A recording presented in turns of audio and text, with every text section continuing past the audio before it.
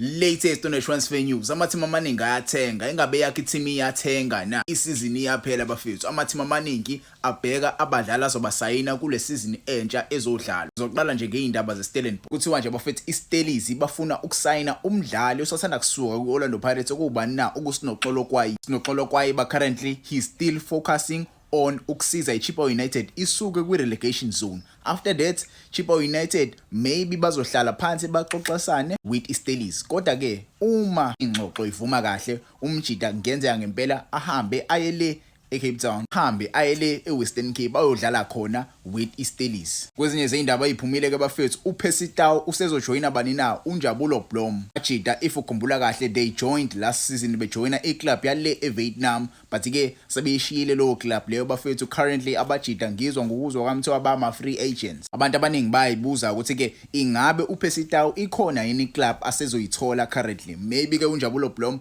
usengayithola iclub because iminyaka isamvumela. Kodwa ke uPercy Tau bafethu, remember umdlali lo bafethu ubedlala kule phesheya ku Premier League, ubedlala le ko Belgium, ubedlala le ko Al Ahly, ubedlala ko Mamelodi Sundowns. Ingabe usakhona umdlali yini la? Ingaba khona yini amathima ku Betway Premiership asengafika amsayine uPercy Tau? Asazi. Siyobona ke isizini nje bizoqala bafethu, akhona amathima asengahlala nabo abajiki. Kwezinye izindaba eziphumile bafethu, uDivine Lunga usethe nje cha uyaxolisa ngempela, ucela ukuhoxisa kwini na kwiZimbabwe. Remember ke iZimbabwe bafethu, iZimbabwe iyodlala iUnity Cup with ama clubs anjengo Nigeria. Yabo, usecela nje ukuhoxisa ngoba iMamelodi Sundowns iyahamba iyodlala iCAF Champions League. So akakwazi ukuthi ke alimise leli thuba leli lokudlala iCAF Champions League with iMamelodi Sundowns. So usecela nje ukuhoxiswa akhishwe kulesa squad lisa ebesiqoqwa. Ezinye izindaba eziphumile bafethu, kuthiwa ifuture kabani na kaSesane iunlikely with iOrlando Pirates. Njengoba nje isizini izophela, yena neOrlando Pirates akakahlalwa phansi kukhulunywe kahle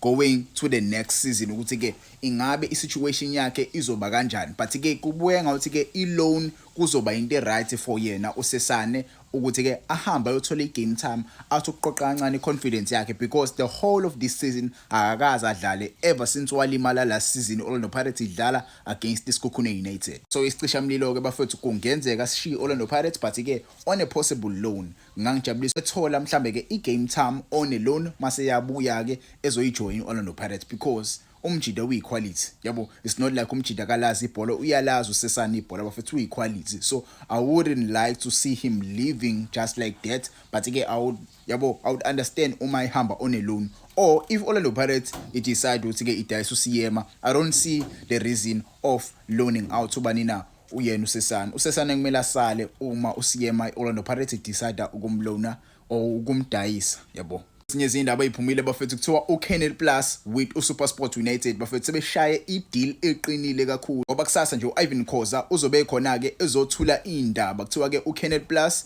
with uSuperSport United and uPSL basayine ideal entsha ukuthi ke baqhubeke basakaze ibhola la South Africa bukhoma, baqhubeke baxhase ileague yala South Africa. Sibuke nje kuyinto ejabulisa kakhulu, because abantu abaningi bebeyibuza beyiphendula ukuthi ke ngoba kuzofika nje uCanal Plus uzothenga uMulti Choice, ingabe kuzoba khona inguquko ezizoba khona enebholeni la South Africa. uCanal Plus ke bafethu usuphendulile, wakhuluma nayo Ivan Khoza, kuthiwa nje kuningi okuzoshintsha and kuningi okuzowenza ibhola lethu la South Africa libe mnandi. Ingabe siyothola uVAR, ingabe siyothola lokhu nalokhu, because iCanal Plus izofika with ibudget, izofika nezinto eziningi kwibhola la South Africa, because banemali le nkampani le yali eFrance singesazi ke bafethu. But ke iSAFA nayo kumele iphushe indaba yeVAR, yadingala iVAR kwibhola la South Africa.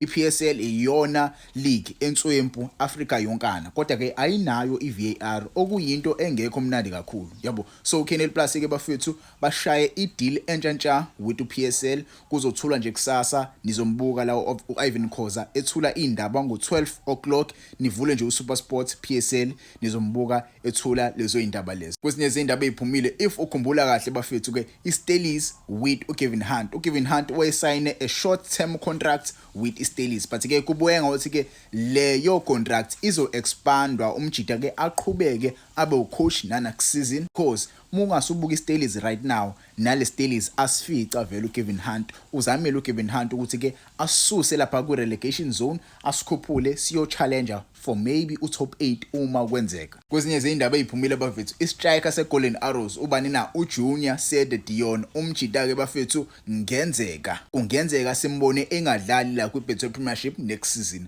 Maningi ke ama-club amakhulu akhona la eAfrica nale eSaudi Arabia amfunayo okuyisimba esiba bafethu. Le club le iyamfuna ecoachwa ucoach obecoacha iSteelers nePyramids bafethu iyamfuna ubani na iyamfuna uJunior Dion. Angazi nje uPyramids imfuna uJunior Dion, ingabe uFisten Mayele uyahamba yini? Fiston Mayele phela usayine with iPyramids kule season. Uma iphela icontract yakhe ngenzeka ingarenewa, akayirenewanga umjida, ngabe uyahamba yini kwiPyramids asazi. But ke izona indaba ke lezi siyitholayo bafethu. Kunamanye amaclub ale ko Saudi Arabia, amaclub anjengo Damak namaclub anjengobani Al Wasal ale eUnited Arab Emirates. Maningi amaclub amfunayo umjida, uyalishanga impela inqaku. Ingabe iagent yakhe izothatha isinqumo esiright yini?